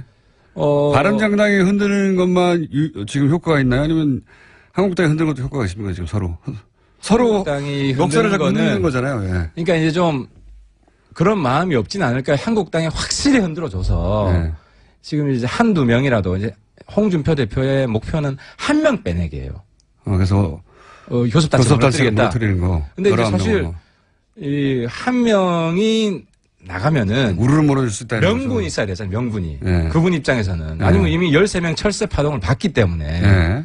교섭단체도 무너지고 뭐 명분 없이 나가면 우리 당만 오히려 더 동정표를 얻을 수가 있어요. 네. 지난번처럼. 그렇죠. 지난번처럼. 그래서 근데 문제는 지금 한국당 내부 체제가 홍준표로 일사불란하게 단결되는 것도 아니고 네. 확실한 명분을 주는 혁신을 내부에서 하기가 쉽지가 않다는 거죠. 당장 그 혁신위원회 보세요. 혁신할 사람들이 그게 혁신위원회니까 수구위원회지. 일배위원회고. 일배위원회. 그러니까 이제 그런 면에서 볼 때 홍준표의 바른정당 흔들기 효과는 상당히 낮은 반면에 네. 우리는 은근히 이야기하지만 내부 동료가 꽤 될 것이고. 근데 여기서 내부 동료가 꽤 될 거라는 거는 짐작입니까? 아니면 실제 내부 동료를 느낀 적이 있어요? 있죠. 그 대표적으로 만날 때마다 뭐 하태경 홍 때리기 잘한다 뭐 이런 분들이 뭐 적지 않단 말이죠. 그 안에서도. 자유한국당 내에서. 그렇죠. 홍 때리기를 잘하니까 홍준표 대표를 흔들어서 본인들이 잡으려고 하는 것이 그렇다고 나와서 바른정당과 합치려고 하는 건 아니잖아요? 그 다음에는 어떻게 될지 모르는 거죠. 일단 흔들어 놔야 된다. 체제가. 그러면 야3당 단일 후보 이 이야기는 현실성이 없다고 보시는 거네요? 의원님은? 그거는 제가 말씀드렸지만은 결코 있어서는 안 되고 야3당 단일 후보는 역사적 퇴행이다. 오히려 왜 역사적 퇴행입니까? 시대의 변화를 우리도 보는 거죠. 시대의 진보를 생각하는 것이고 그래서 우리가 바른정당 만든 것이고 네. 그런데 청산해야 할 대상과 손을 잡는다? 예를 들어 87년 민주화 해놓고 전두환과 손을 잡는다? 그런 거랑 비슷한 거죠. 그렇게 바라보신다. 의원님만 그렇게 바라보시는 겁니까? 아니면 그건 아니에요. 우리 주류가 그래요. 지도부 다수가 그렇고. 지도부는 그렇게 생각한다. 예, 지도부 사실 경선 때 이 문제 가지고 피 터지게 우리 내부에서 싸웠어요. 이미 싸웠어요. 그리고 그 약간 이제 우리 바른당이 우경화해야 된다는 일부 흐름이 있었고 바른당이 중도로 가야 된다는 일부 흐름이 있었는데 이해운 대표랑 저랑 지지율 합치면 70%가 넘어요. 그 당내에서? 그렇죠. 예. 이게 바로 우리 바른당의 당심이고 민심이다. 남경필 지사가 다른 이야기인데 하태경 의원 코너를 노린다고 연락이 왔어요. 실합니다, 실합. 저 양보합니다. 남자는 양보합니다. 그래서 현직 도지사가 어떻게 이 코너에 고정으로 나오냐고 안 된다고 저희가 했는데 그럼 오디션을 보겠다고. 예. 오디션 안 보고 제가 다음 주부터 하차하겠습니다. 글쎄 그건 마음대로 되는 건 아니고요. 어쨌든 야3당 단일 후보로는 의원님 보시기에는 이게 될 가능성은 낮지만 되어서도 안 된다. 그렇죠. 저는 만약에 그걸 추진하는 그걸 노선으로 추진하는 분이 당내에 있다면 저는 적극 맞서 싸우겠습니다. 어떻게 해요? 지금 이제 구체적으로 나오면. 네. 구체적으로 나오면. 지금 가상의 그러면 야3당 연대론이나 혹은 중도 통합 단일한 정당을 만들자 론이나 이런 거는. 지방선거전에 합당은 없습니다. 지방선거전은 없다. 합당은 없습니다. 그런데 우리가 다음 대선 한참 남았잖아요. 네. 근데 이거는 다음 대선까지는 중도 혁신 대통합을 추진합니다. 다음 총선까지는요?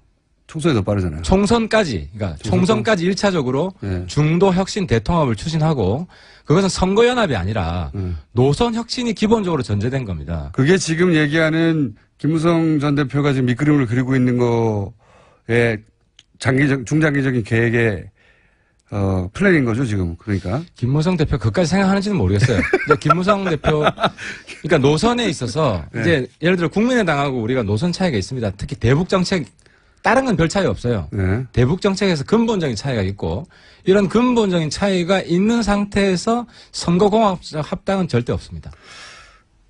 국민의당과 대북 노선의 차이가 있지만 국민의당과 자유한국당은 더 큰 차이가 있지 않습니까? 그런 그 대목 노선에 있어서는. 근데 그렇죠. 새 당이 일정 정도 통합이 된다는 게 가능한 얘기인지 모르겠어요. 그래서 정우택 대표가 3당 단일화 예. 이야기한 건 상당히 엽기적이죠.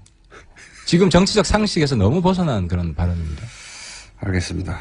자, 오늘 시간 다 됐는데 그럼 저희가 이런 문자가 왔어요. 나도 모르게 하태경 의원에게 점점 정이 든다. 귀여워서. 그 자녀한테서 온 있어요. 가족 중에 한 분이 보내신 것 같기도 하고요. 그렇게 제 시켰습니까? 번호 아시죠? 문자 한번 주세요. 물론 나머지는 남경필이 나왔다 하태경이 나왔다 지금 하고 있습니다. 예. 문자에서 그러면 저희가 남경필 도지사를 한 번 정도 불러도 괜찮다는 얘기죠? 한 번 정도. 한 번이 아니라 저는 왜냐하면 남 지사님 내년 선거를 준비하셔야 하기 때문에 네. 예, 뭐 그 부분에 있어서 남 지사님이 또 우리 바른정당의 혁신적인 목소리를 대변하시는 분이고 저보다 더 낫다고 생각합니다. 솔직히 더 필요하고. 네. 참고하지 않도록 하겠습니다. 자, 오늘 여기까지 하겠습니다. 바른정당 하태경 최고위원이었습니다. 감사합니다. 예, 감사합니다. 불친절한 AS. 원래는 저를 향한 악플의 AS를 하는 거였는데 요즘 악플이 없어가지고 심심하긴 합니다.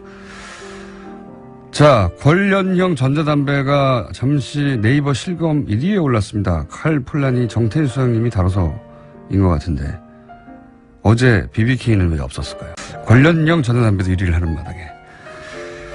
그리고 이제 이 이야기 할 때 저희가 몸에 좋다는 표현을 썼는데 생각해보니까 몸에 좋은 게 아니라 기존 담배보다 건강에 덜 해로운 게 아닌가. 덜 해롭다는 주장이 있다. 이렇게 얘기를 했었어야 하는데 알아서 새겨들어 주시기 바랍니다. 그리고 방금 하태경 의원과 함께 KTX를 타신 분으로부터 문자가 왔네요. 하태경 의원 KTX 남의 자리에 앉았다가 쫓겨났어요.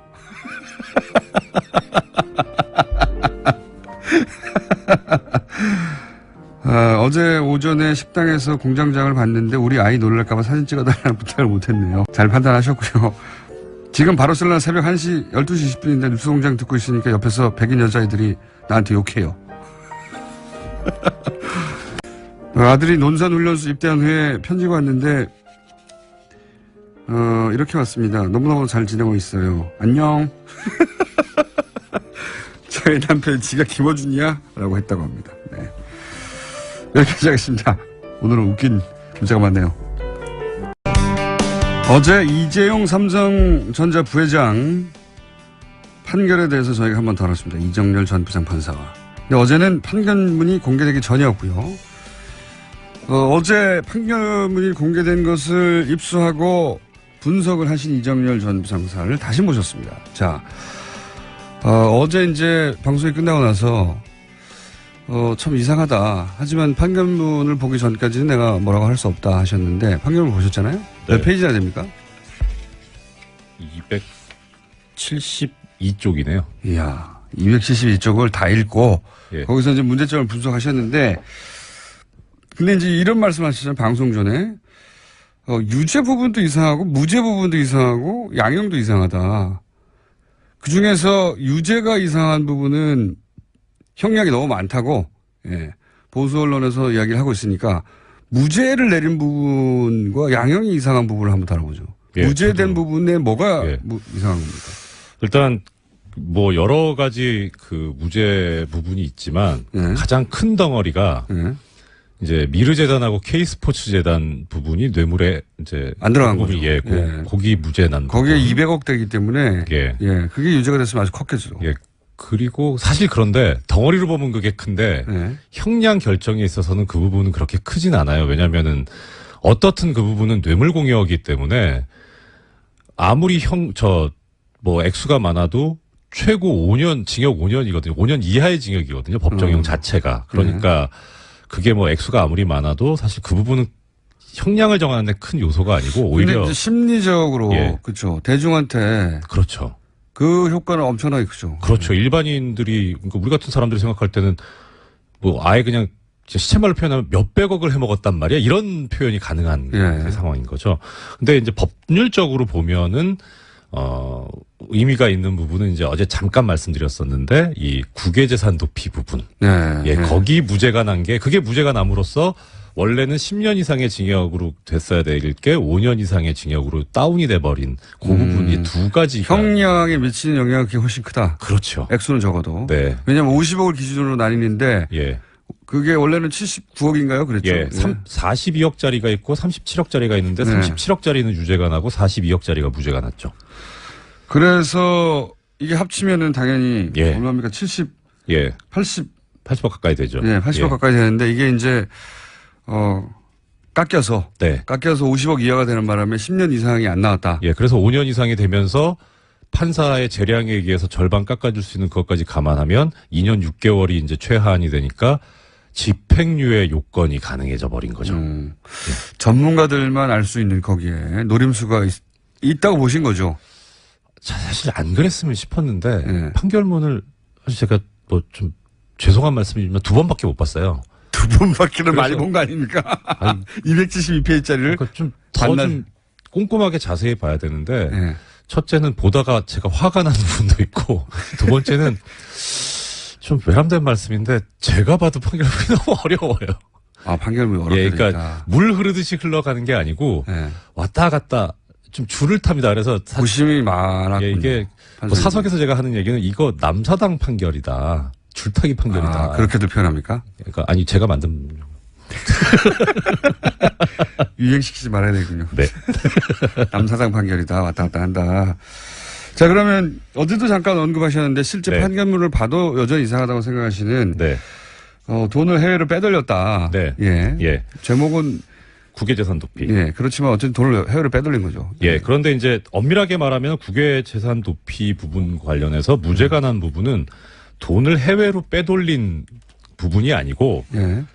기소된 사실은 이제 허위로 예금 거래 신고를 했다는 겁니다. 어제도 잠깐 말씀하셨죠. 예. 그래서 이제 허위 예금 거래 신고 관련해가지고 이제 마지막 논리는 그거였어요. 결국 이제 당초에 예금 거래 신고를 할 때는 A라는 목적으로 신고를 했는데 네. 실제 거래는 B라는 목적으로 했다. 네. 그래서 원래 이제 뭐 허위다. 승마하는 선수들을 지원한 걸로 예. 처음에 돈을 신고를 했지만 나중에는 최순실한테 준 거 아니냐. 그렇죠. 예. 이거죠. 이제 현실하고 달라져 버린 거죠. 예. 그래서 재판부 얘기는 이 예금 거래 신고가 허위냐 아니냐를 판단하는 시점은 실제 예금 거래가 있었던, 그러니까 최순실한테 말이 간 그 시점을 기준으로 판단할 게 아니고 네. 허위 예금 거래 신고니까 거래 신고를 할 당시를 기준으로 해야 된다. 그 신고할 때 그 돈을 최순실한테 줄 생각이 있었느냐 없었냐. 그렇죠. 예. 예. 그 부분이 문제였는데 예. 그 부분에 관해서 하여튼 일단은 판결이 나왔으니까 재판부 판단을 일단 존중하고 예. 재판부 판단에 의하면은 이제 이렇습니다.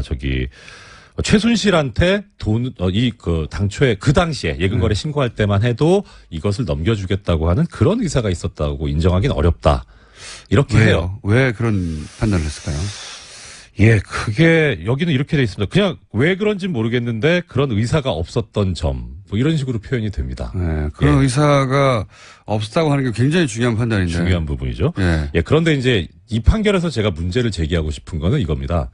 그러니까 뭐 애청자 여러분들께서도 잘 아시겠지만 무죄 추정의 원칙이 있잖아요. 네. 무죄 추정의 원칙이라는 거는 뭐 모든 피고인들이 무죄 확정 판결을 받을 때까지는 무죄로 추정되니까 인권 침해하지 말라는 그런 요소도 있지만 이게 소송법적으로 보면 무죄라고 추정을 받으니까 유죄라고 주장하는 쪽에서 증거를 대고 증명을 하라는 그런 의미인 겁니다. 그렇죠. 예, 그래서 검사가 유죄를 입증해라는 거죠. 그렇습니다. 그래서 보통 판결문을 쓸 때 이제 어떻게 하냐면 이런 무죄 추정의 원칙이라는 구조가 있으니까 검사가 이렇게 주장하고 거기에 뒷받침하는 증거로 이런 걸 냈는데 네. 이런 증거는 뭐 때문에 뭐 믿을 수가 없고 이렇기 입증에 때문에 이르지 못했다. 예, 그래서 네. 이제 검사 주장하는 게 인정이 안 된다. 예. 이렇게 하면 사실 끝나기는 해요. 예. 무죄 추정의 원칙이 있으니까. 네. 그런데 그렇게 하면 판결이 승복이 잘 안 되니까 네. 예, 승복도나 납득할 수 있는 걸 여지를 높이기 위해서 검사가 이렇게 주장하고 이런 증거를 냈는데 이렇게 인정이 안 된다. 오히려 피고인이 이렇게 주장을 하고 증거를 이렇게 냈는데 그거에 의한 피고인 주장이 맞다.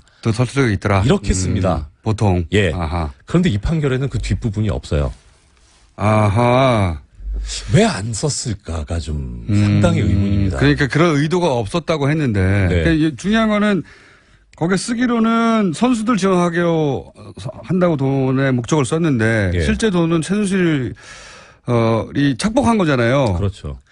그런데 삼성이 처음에 그 목적을 쓸 때만 하더라도 최순실이 착복할지 몰랐다는 거잖아요. 그렇죠. 이 판결의 논리에 따르면 그렇죠. 예. 왜 그러냐 하면 이게 없다는 거죠. 예, 그렇죠. 예. 예, 그래서 의도적으로 뺀 건지 아니면은 뭐 쓸 부분이 없어서 그런 건지 그것까지는 제가 잘은 모르겠는데. 판결문 예. 자체로는 어쨌든 그 부분이 없다. 예, 적어도 이런 큰 사건 같은 경우에는 재판부가 오해 소지를 피하기 위해서라도 조금 더 원칙적이고 정도를 가는 길을 선택을 해야 되는 내가 왜 이런 중요한 판단을 내렸냐 하면 계속 설명하게 된다는 거죠. 예, 그렇죠. 보통은. 그렇죠. 그런데 그게 누락돼 있으니까 이 부분에서 사실 좀 의심이 가죠. 이게 이거 무죄를 만들어준 거 아닌가 싶은데 그런 생각이 좀 들어요.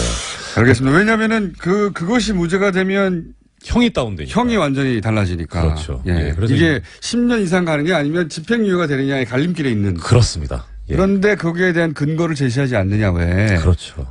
같은 판사 출신으로서 납득하기 어려운 부분. 저는 판결 이런 식으로 안 썼거든요. 중간중간에 본인 자랑이 늦었어요. 아니 그게 아니고 저는 팩트만. 그리고 직접 출연하시니까 예. 훨씬 더 이해를 쉽게 할 수 있게 설명을 잘하십니다. 아니 그거는 공장장님께서 앞으로 훌륭하셔서 그런 거고요. 직접 그것도 맞는 얘기고요. 네. 앞으로 직접 출연을 네. 근데 저 이틀 지금 계속 나왔잖아요. 네. 와 이거 되게 힘든데 매일 이거 어떻게 하세요? 대단하십니다 진짜. 저도 힘들어요. 근데 그 와중에 이 방송이 재밌기까지 해요. 그러니까 얼마나 힘들겠습니까? 그러니까요. 예. 놀랍습니다. 정말 괜찮네요. 오늘 방송. 자, 그 대목이 이해가 안 갔다. 그 대목을 중요하게 생각하셨기 때문에 집중적으로 보셨는데 네. 결국 설명이 없다. 예. 그래서 납득하지 않는다는. 예. 그다음 또 하나는 이제 그 미르재단하고 K스포츠재단 그 부분이요. 네.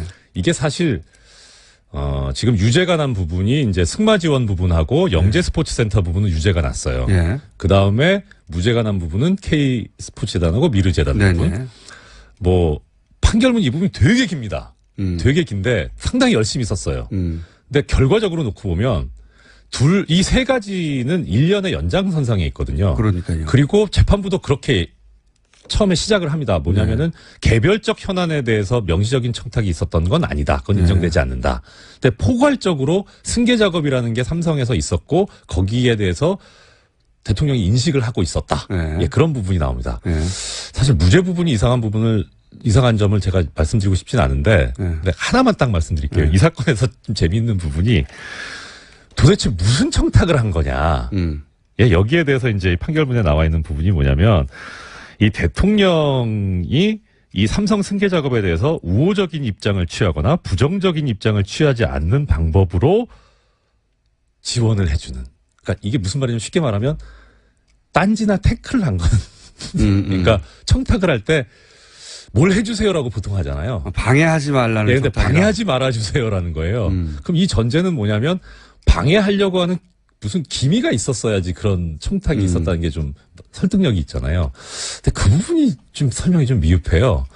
도대체 이런 인식이 어디서 나온 거냐라고 보니까 김상조 공정거래위원장이 증언을 했었어요. 그 김상조 위원장이 법정에서 한 얘기를 그대로 지금 옮겨놨습니다. 그 대목은. 예. 뭐, 맞는 얘기긴 한데. 근데 중요한 건 또 이제 묵시적인 청탁 이러면서 묵시적인 청탁이 되려면 어제도 얘기했지만 뭐, 고기 사달라고는 안 했지만 고기를 원하는 것 같다라는 이런 이제. 고기를 뺨에 붙이고 다닌다. 그렇죠. 예. 그러니까 서로 이제 어떤 느낌이 있어야 되는데 도대체 그 느낌을 언제 박근혜 전 대통령이 가졌을까? 이 부분이 사실 또 중요한 부분인데 그 부분은 얘기가 없거든요. 묵시적 청탁이라고 써놓고 어떤 식의 묵시적 청탁인지 설명이 잘 없다. 예, 경로가 잘 명확하게 안 나와요. 근데 사실 상식적으로 보면 뭐 삼성이 되게 이 승계 작업 관련해 가지고 TV 광고도 많이 했잖아요. 뭐 주주 여러분 도와주십시오. 뭐 이러고요. 그래서 사실 전 TV를 별로 안 보는데 저 같은 사람도 알 수 있을 정도로 그렇게 많이 광고가 노출이 됐었거든요. 근데 박근혜 전 대통령 같은 경우는 드라마 매니아잖아요. 아마 보셨을 것 같아요. 봤을 것 같아요. 근데 이제 문제는 상식적으로는 그런데 그런 게 다 이제 법정에서 나와야 되는 게 이게 재판의 일반적인 원리고 기본 원칙이니까 과연 나왔을까 싶은 판결문에 하여튼 그 흔적이 안 보이니까 약간 그렇습니다. 근데 그럼 그렇다 치고 그러니까 영재센터하고 그다음에 승마 지원 부분에 관련해서 이제 부정한 청탁이 있었다고 본 근거가 여러 가지가 있는데 하나는 너무 이례적이다. 그러니까 단순히 그냥 선처를 바란다라고 하기에는 대통령이 나서가지고 아유 뭐 고맙다고 감사 인사도 표시하고 적극적으로 지시도 하고 뭐 그랬다는 거예요. 네. 그러니까 이거는 단순히 이게 뭐 선처를 바라거나 뭐 이렇게 그냥 뭐 경제 발전을 위해서 한다는 게 아니라 누구를 도와줘야 되겠다라고 하니까 최순실이죠. 네. 도와줘야 되겠다라고 하는 그런 인식을 박근혜 전 대통령이 하고 있었고 네. 그리고 그것을 삼성도 알고 있었다 이런 논리예요. 예. 맞죠? 거기까지는 예. 납득하는데. 예. 근데 이걸 왜 안 해? 미르재단 K스포츠재단에서는 아닌 사유를 4개를 드는데 하나는 첫째로는 삼성만 특별히 더 봐주는 게 아니고 네. 다른 기업들도 네. 있었다. 그럼 다 뇌물이잖아요. 그게 맞죠. 다른 기업들도 다 그렇기 때문에 뇌물이 아니라고 하는 게 논리적으로 말이 안 되는 것 그렇죠. 같아요. 그래서 이 부분은 사실 문제가 발생하게 된 요인이 제 생각에는 원래는 이제 공장장님 말씀대로 다 뇌물이어야 되니까 네. 하나하나 다 그 기업마다 현안이 뭐였는지 그리고 그 현안에 대해서 박근혜 전 대통령을 비롯한 최순실 일당이 어떤 인식을 하고 있었는지가 밝혀지고 그게 기소가 됐었어야 되는데 네. 안 됐어요. 특검이 빨리 끝나는 바람에 안 됐죠. 그렇죠. 이렇게 된 거에 이 무죄 부분의 사실 주범은 황교안 전 총리입니다. 제 생각에는. 예. 연장을 막아버리는 바람에. 알겠습니다. 그렇고요. 예. 네. 또 두 번째는 뭡니까? 예, 저희가 3번밖에 안 남았기 때문에 아, 그렇구나. 예. 빨리 예. 다음 주도 내일 또 그러니까 나오시려고 그러시는 거 아니에요? 이거하고, 그러니까 미르재단 K스포츠재단 부분하고 이 영재 또 지원센터나 승마 지원 부분하고 일관되지가 못해요. 그게 논리가. 문제인 거예요. 예, 논리가 네. 그래요. 예. 그래서 이 부분은 사실 어떻게 보면 중립적으로 둘 다 무죄거나 둘 다 유죄거나. 저도 그렇게 생각이 드는데 예, 근데- 같은 시기에 준 돈인데 왜 이거는 뇌물이 아니냐? 예, 그러니까 이게 삼성이 현안이 있구나라고 하는 거를 알고 있었는데 그 뒤에 벌어지는 미르재단 때는 몰랐다는 얘기가 되거든요. 그러니까요. 그러니까 이게 알고 있다가 왜 모르게 되지? 누가 좀 이상해요. 이 부분은 오히려 앞부분을 문제. 뇌물로 인정했는데 뒷부분을 그러니까 그게 순서가 바뀌었으면 모르겠어요. 그렇죠, 처음에 그렇죠. 뇌물의 의식이 없었다. 근데 네. 앞에는 뇌물인데 뒤에 준 돈은 뇌물이 아니다. 이게 너무 이상하지 않습니까? 그렇죠. 이미 돈을 줘야 될 필요를 느꼈는데 예, 근데 나중에 준 돈은 뇌물이 아니다. 예. 뇌물이 아니다라기보다 그 인식이 없었다. 생각이 없었다. 뇌물의 인식이 없었다. 예. 예. 이상하죠. 백치인가요? 뭐 본인이 자백하셨죠. 자기는 잘 몰랐다고. 네, 어쨌든 예. 그렇다. 예. 이상하다. 자, 이제 마지막으로 시간 없어 양형 부분만 네. 이상한 부분. 이건 좀 충격적이었어요. 저기 뭐라고 돼 있냐면 예. 1분 내에 충격을 표현해 예. 주십시오. 양형에 있어서 불리한 요소와 유리한 요소를 여러 가지 나열을 했습니다. 네. 근데 유리한 요소 중에 하나 들고 있는 게 뭐냐면 초범이라는 걸 어제 말씀하셨고. 예, 근데 그 얘기는 없고요. 예. 그리고 이게 이재용 피고인 혼자서 이익을 독점한 것이 아니다라는 부분이 나옵니다. 예. 그래서 그럼 보통 이해할 때는 그럼 이게 다른 사람하고 이익을 나눴구나 예. 이렇게 돼야 되잖아요. 그 예. 이익은 뭘까? 그게 예. 궁금했는데 재판부가 제시하고 있는 이득은 그겁니다. 이 이득은 삼성전자에도 이득이다. 왜? 지배구조가 개편되면 삼성전자도 이익이다. 왜 그렇습니까? 그러니까 이 논리는 뭐냐면 재벌 구조가 공고화되는 게 삼성한테 이익이라는 소리예요. 그러니까 저도 그게 납득이 안 가네요. 우리는 납득이 안 가죠. 근데 이재용 부회장한테는 이익은 이해했어요. 그렇죠. 예, 당연히 이익이죠. 예. 그러니까 우리는 삼성과 이재용은 한 몸이다라고 생각하잖아요. 예. 그러니까 이게 근데 분리를 시켜버린 거죠. 이재용한테도 이익이지만 삼성한테도 이익이다. 그러니까 별개의 이익의 향유 주체가 다르다. 그러니까 이 재판부가 보고 있는 시각은 재벌은 필요하다, 있어야 된다라는 시각. 그러니까 그래서 재벌 친화적이고 재벌에 관대하다는 판결을 판결문에서 드러내고 있는 부분이에요. 그 의식이 저번에 깔리지 않고서 이런 표현을 쓸 수가 없다. 네. 하하. 자, 30초 남은데 어떻게 하실랍니까? 내일 한 번 더 나오실랍니까?